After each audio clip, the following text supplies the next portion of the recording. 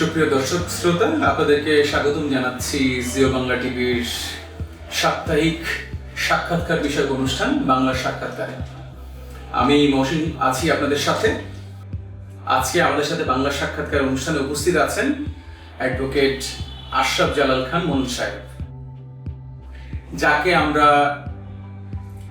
রাজপথ সহ বাংলাদেশের সর্বাত্মক মিডিয়ায় একটা পরিচিত মুখ হিসেবে পাই। আজকে তার সাথে আমাদের জিও বাংলা টিভির বাংলার সাক্ষাৎকার অনুষ্ঠানে আপনাদের জন্য, আপনাদের ভালোবাসার মানুষ হিসেবে কিছু আলোচনা। আমি এই মুহূর্তে অ্যাডভোকেট আশরাফ জালাল খান সাহেব তার সাথে আলোচনায় যাচ্ছি।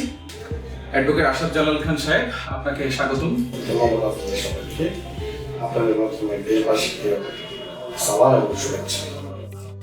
আশরাফ জালাল খান সাহেব, আমরা আপনাকে রাজপথ সহ বাংলাদেশের অনেক মিডিয়াতে আপনাকে দেখি এবং আপনার সাক্ষাৎকারও দেখি। তাছাড়া আমরা কিছু জায়গায় আপনার সাক্ষাৎকারের অনেক সুনাম শুনি। তো এই সুনামের সাথে আজকে আপনার সাক্ষাৎকারের ব্যাপারটা যেটা, সেটা হচ্ছে আমাদের বাংলাদেশের যে রেভলিউশন, জুলাই রেভলিউশন, এই জুলাই রেভলিউশন নিয়ে আজকে আপনার সাক্ষাৎকার আমরা জানতে চাই এবং পুরো দেশবাসী জানতে চাই। জুলাই রেভলিউশনে আপনার কি ভূমিকা ছিল? কারণ আপনি একজন অ্যাডভোকেট। সো অ্যাডভোকেটকে যখন সচরাচর একজন মানুষ বা বাংলাদেশের মানুষ যখন রাজপথে দেখবে দেশের মানুষের জন্য কাজ করার জন্য, সেই সময় অবশ্যই মানুষের আগ্রহ থাকে সেই মানুষটা সম্পর্কে জানার জন্য। আজকে আমরা অল্প করে আপনার সম্পর্কে জানতে চাই এবং জুলাই রেভলিউশন আপনার কি ভূমিকা ছিল দেশের মানুষের জন্য, সেটা একটু আমাদেরকে বলবেন প্লিজ। ধন্যবাদ আপনাদের সবাইকে। মূলত প্রথমত আমি একজন রাজনীতিবিদ, তারপর আমি একজন আইনজীবী। 2001 সালে আমি জাতীয়তাবাদী ছাত্র দলের পল্টন থানার অন্তর্গত 36 নং ওয়ার্ডের এই চামেলিবাগ ইউনিট ছাত্র দলের সভাপতি হিসেবে আমি সর্বপ্রথম দায়িত্ব পালন শুরু করি। তার পরবর্তীতে পল্টন থানার সিনিয়র সহসভাপতি হিসেবে এবং তার পরবর্তীতে ঢাকা মহানগর দক্ষিণ ছাত্র দলের রাজনীতির সাথে জড়িয়ে যাই এবং একটি পর্যায়ে আমি জাতীয়তাবাদী ছাত্র দলের কেন্দ্রীয় সংসদীয় দায়িত্ব গ্রহণ করি এবং সেখানে আমি আমার সর্বোচ্চ ভূমিকা পালন করি। এবং তার পরবর্তীতে আমি সে সময় আমি গ্রেফতার হয়েছি, কারাগারে থেকেছি, রিমান্ড সহ্য করেছি। আবার পরবর্তীতে আমি জাতীয়তাবাদী আইন ছাত্র ফোরাম নামের একটি সংগঠন, যেখানে সারা বাংলাদেশের লয়ার স্টুডেন্টরা একসাথে জাতীয়তাবাদী আদর্শে রাজনীতি করে, সেই সংগঠনের নির্বাচিত সভাপতি ছিলাম। এবং আমি আবার জাতীয়তাবাদী আইনজীবী ফোরামের সহশিক্ষানবিশ বিষয়ক সম্পাদক হিসেবে দায়িত্ব পালন করে গেছি। সবচেয়ে বড় পরিচয়, আমি বাংলাদেশ জাতীয়তাবাদী যুব দলের কেন্দ্রীয় কমিটির সদস্য হিসেবে দায়িত্ব পালন করেছি এবং অদ্যাবধি আমি জাতীয়তাবাদী যুব দলের বিভিন্ন উপকমিটির সদস্য অবস্থায় আছি। আমরা বিশ্বাস করি যে জাতীয়তাবাদী আদর্শের রাজনীতিতে আমি যেভাবে ভূমিকা রেখেছি, ঠিক তার পাশাপাশি আইনজীবী হিসেবে আমি চেষ্টা করেছি এই দেশের মানুষের জন্য সেবা করার, এবং এটা আমি আমার ব্যক্তিগত পেশা হিসেবেও যেমন কাজ করেছি। 28 অক্টোবর পরবর্তীতে বিএনপির ভারপ্রাপ্ত চেয়ারম্যান জনাব তারেক রহমান আমাকে জিয়াউর রহমান ফাউন্ডেশনের লিগ্যাল এইড সেলের দায়িত্ব দেওয়ার পরে আমি সেখানেও প্রায় 4 থেকে 5 মাস আইনি দায়িত্বও পালন করেছি। সুতরাং আমাকে সর্বক্ষেত্রেই দল যখন যেখানে দায়িত্ব দিয়েছে আমি ঠিক সেভাবে সেটা অক্ষরে পালন করার চেষ্টা করেছি এবং এটাই হচ্ছে আমার পরম প্রাপ্তি। মনু সাহেব, এখন আমার যেটা জানার আপনার কাছ থেকে, জুলাইটাকে আপনি কিভাবে ব্যাখ্যা করবেন এবং জুলাইটাকে আপনি আপনার দৃষ্টিকোণ থেকে কিভাবে দেখেন? কারণ জুলাইটা এখন বাংলাদেশে দ্বিখণ্ডিত অবস্থায় আছে। এটা আপনার তরফ থেকে যদি আমাদের দর্শকদের উদ্দেশ্যে ব্যাখ্যা করতেন। জি, ধন্যবাদ আপনাকে মহসিন ভাই, তাছাড়া জিও বাংলাকে ধন্যবাদ যে এই ধরনের একটি প্রশ্ন নিয়ে আসার জন্য। আমার কাছে মনে হয় যে এই ধারণাটি ভুল ধারণা। জুলাই এবং বিএনপি একই বিনি সুতায় গাঁথা।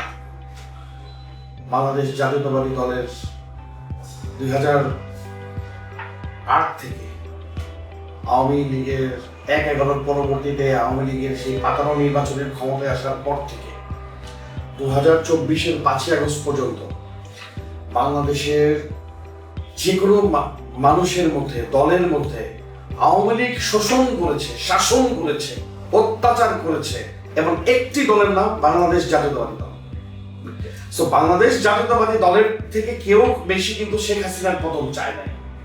সুতরাং জুলাই এবং আগস্টের যে গণঅভ্যুত্থান হয়েছে, এখানে সরাসরি নেতৃত্ব বাংলাদেশ জাতীয়তাবাদী দলের সর্বশেষ যে কর্মীটি ছিল, আমার চোখে সেও একজন নেতা ছিল, তার নেতৃত্বে বাংলাদেশ জাতীয়তাবাদী দলের ওই সর্বশেষ কর্মীর নেতৃত্বেই শেখ হাসিনার পতন হয়েছে।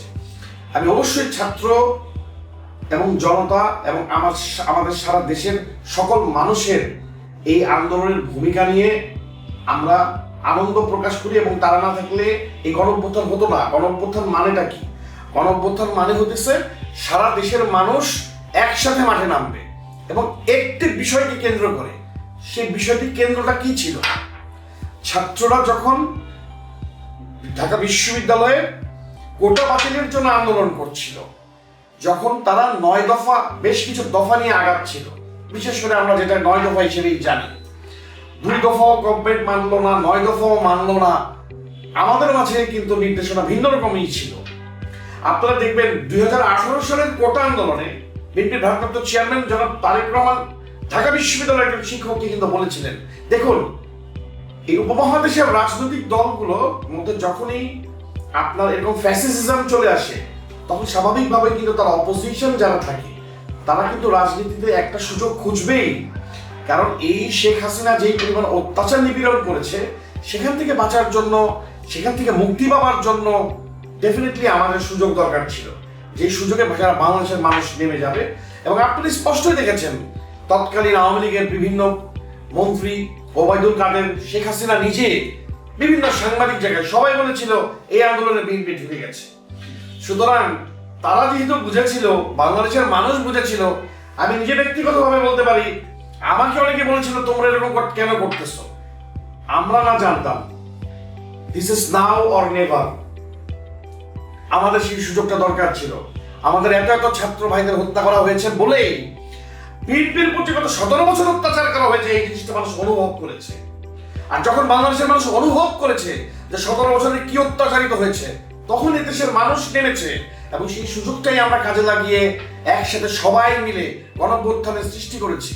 সুতরাং আমি বিশ্বাস করি এবং আমি বলতে চাই, জুলাই আগস্ট এবং বিএনপি এবং ছাত্র এবং গণঅভ্যুত্থান এবং জনতা কাউকে আলাদা করা যাবে না। কিন্তু একটা গোষ্ঠী আমরা এখন দেখছি যে একটা গোষ্ঠী চেষ্টা করছে বিএনপি বা জুলাই আগস্টের ভিতরে এক ধরনের কন্ট্রোভার্সি তৈরি করার জন্য। না, আমার কাছে মনে হয় যারা এটা করতে চাচ্ছে তারা অত্যন্ত বোকামি করছে। বিকজ গতকালকে আপনারা দেখেছেন আমরা জুলাই সনদকে স্বাগতম জানিয়েছি, আমরা নির্বাচনের ঘোষণাকে স্বাগতম জানিয়েছি। আপনারা দেখেছেন বাংলাদেশের মাননীয় প্রধান উপদেষ্টার পাশে আমাদের বিএনপির ভারপ্রাপ্ত মহাসচিব মির্জা ফখরুল ইসলাম আলমগীর স্যার ছিলেন, এবং বিএনপির শীর্ষ নেতৃবৃন্দ সেখানে ছিলেন, এবং জাতীয় নেতৃবৃন্দ বিভিন্ন দলের বিভিন্ন মনা সেখানে ছিলেন। আমরা কিন্তু জুলাই আগস্টকে অবশ্যই প্রত্যেকটা জুলাই আগস্টের আমার দেখেন, আপনাকে একটা কথা বলি, 5ই আগস্ট বিএনপির ভারপ্রাপ্ত চেয়ারম্যান জনাব তারেক রহমান একটি কথা বলেছিলেন, এই সরকার হেরে গেলে হেরে যাবে আমরা, হেরে যাবে বাংলাদেশ। অর্থাৎ আমরা বলতে চাই জুলাই আগস্টের সাথে আমাদের কোনো ধরনের কন্ট্রাডিকশন নাই। অবশ্যই এই জুলাই আগস্টের যারা আমরা সকল সহযোদ্ধা, সেটা এনসিপি বলেন, জামাত শিবির বলেন, বিভিন্ন দল বলেন, ফ্যাসিজমের বিরুদ্ধে আমরা সবাই এক আছি, এবং জুলাই আগস্ট আমাদের সবার। অনুজ সাহেব, আমার আপনার কিছু ব্যক্তিগত প্রশ্ন ছিল, যেমন আপনার রাজনৈতিক জীবনটা, আসলে প্রত্যেকের রাজনৈতিক জীবন আলাদা। তো প্রথমে যদি বলি, প্রথমে আপনি রাজনীতিবিদ ছিলেন না, এই রাজনীতি নিয়ে কেন আপনার চিন্তা ভাবনা, বা কেন চিন্তা হলো যে আসলে আপনি এখনো পর্যন্ত বাংলাদেশের সর্বোচ্চ আদালতে আছেন, আপনি দায়িত্বে আছেন একটা অ্যাডভোকেট হিসেবে, এবং বাংলাদেশের আইনজীবীর বা আইনের ক্ষেত্রে যথেষ্ট পরিমাণ ভূমিকা রেখেছেন। তো সেই জায়গা থেকে যদি বলি, আসলে ওই জায়গাটার সাথে কেন রাজনীতিটাকে আপনি বেছে নিলেন, কেন আপনার মনে হলো যে আপনার রাজনীতি করা উচিত, কোন স্বার্থে? অ্যাকচুয়ালি 2000 সালে আমি যখন 1999-এর দিকে আসলে আমার বাবাকে আমি তো দেখেছি রাজনীতিবিদ হিসাবে, আমার বাবা একজন আইনজীবীও বটে। আমি পারিবারিকভাবেই রাজনীতি এবং পেশা দুটোকে একসাথে দেখেছি। তো আলটিমেটলি যেটা হয়েছে যে আমি ছোটবেলা থেকেই আমার একটা ভালোবাসা ছিল। আমি দেশনেত্রী বেগম খালেদা জিয়ার ছবি আমি বাসায় দেখেছি অলমোস্ট আমার বুঝ বয়স থেকে। দ্যাট মিনস আমার যখন বয়স কত 10-11 হবে, তখন থেকে আমি বেগম খালেদা জিয়াকে আমি আমার বাসার ওনার একটা ছবি আছে, এখনো আছে, আমার আব্বা টাঙিয়ে রাখতেন। আমি শহীদ প্রেসিডেন্ট জিয়াউর রহমানের ছবি দেখেছি, তখন যদিও আমি ভারপ্রাপ্ত চেয়ারম্যান সাহেবের ছবি আমাদের বাসায় ছিল না।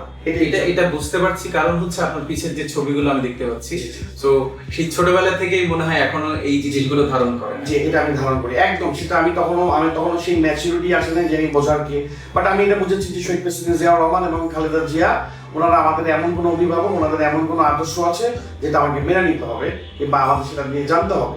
আব্বা মা নানান কথা বলতেন শহীদ প্রেসিডেন্ট জিয়াউর রহমানকে নিয়ে এবং দেশনেত্রী বেগম খালেদা জিয়া নিয়ে। পরবর্তীতে 2000 সালে আমি জাতীয়তাবাদী ছাত্রদলের রাজনীতি সরাসরি জড়িয়ে যাই এবং আমি একটা পিরিয়ড পুরোপুরি ক্ষমতার সময় আমি রাজনীতি করেছি।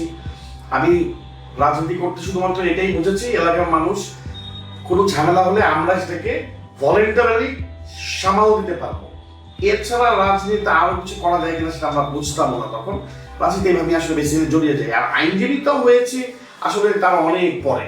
বেসিক্যালি আমি ছাত্রদল নেতা ছিলাম, তার পরবর্তীতে আমি লয়ার হয়েছি। লয়ার হয়েও সেখানে আমি ছাত্র সংগঠন করেছি, আবার আইনজীবী ফোরামে রাজনীতি করেছি। আমি ব্যাক টু ব্যাক ছাত্র দলের দীর্ঘ 19 বছর রাজনীতি করে আবার জাতীয়তাবাদী যুব দলের রাজনীতির সাথে জড়িয়ে যাই। রাজনীতিতে আমার রন্ধে রন্ধে ঢুকে গেছে। রাজনীতি এবং আইন পেশা দুটো আসলে আমার কাছে একই রকমের ব্যাপার। সুশীল সমাজ থেকে শুরু করে মানে আমরা যে সমাজে এখন বসবাস করি সবার ভিতরে এই ধরনের মননশীলতা দেখা যায় বা মানসিকতাটা দেখা যায়। তো সেই জায়গা থেকে আমি যদি আপনাকে বলি যে এই ধরনের মানসিকতার জায়গা থেকে যখন আপনি কাজটা করেন, তখন অন্য মানুষের যে কথাগুলো আসে যে কেউ এরকম করতে চায়, সে তার স্বার্থের জন্য আসছে, সেই জায়গাটাকে আপনি কিভাবে মূল্যায়ন করবেন বা তখন আপনার জায়গা থেকে আপনি কি উত্তর দিবেন তাদেরকে, কি বলবেন তাদেরকে? দেখুন, এরকম তো অনেক হয়েছে যে মানুষ তার রাজনৈতিক মানুষ মনেই করে যে রাজনীতি করেই মানুষ কিছু না কিছু উপার্জনের জন্য, কিছু না কিছু অর্জনের জন্য। কিন্তু একবার ভেবে দেখুন, আমরা যে 17 বছর মানে বিশেষ করে 15.5 বছর যে আওয়ামী লীগের অত্যাচার সহ্য করেছি, নিজেদের সার্ভাইভ করেছি। এবং পরবর্তীতে দেখুন 5ই আগস্ট হয়েছে, শেখ হাসিনা চলে গেছে।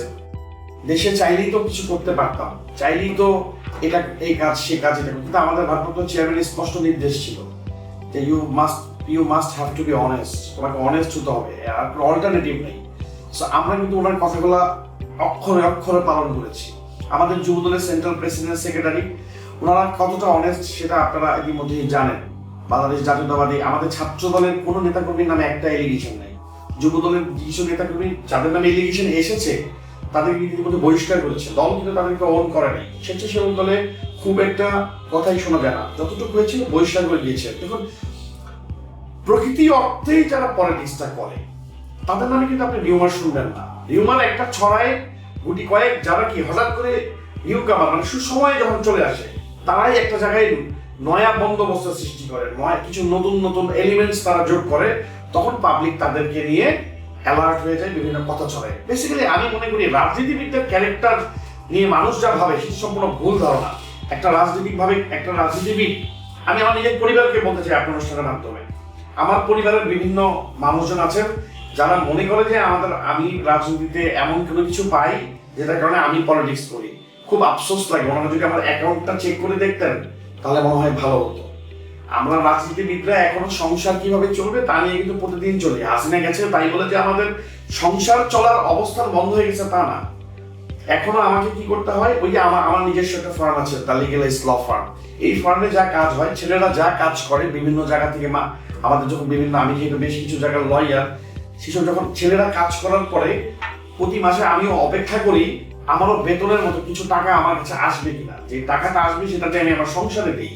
সো রাজনীতি থেকে আমাদের কোনো উপার্জন হয় না, বরং আমার মনে হয় রাজনীতিতে শুধুমাত্র আমাদের আবেগ এবং ভালোবাসাটাই দেওয়া হয় এবং সেটাই পাওয়া হয়।